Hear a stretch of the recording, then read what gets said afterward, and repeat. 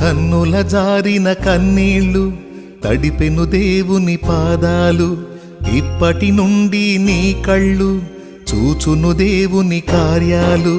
కన్నుల జారిన కన్నీళ్ళు తడిపెను దేవుని పాదాలు, ఇప్పటి నుండి నీ కళ్ళు చూచును దేవుని కార్యాలు. ఉందిలే దీవెనా ఎందుక వేదన, పొందిన యాతన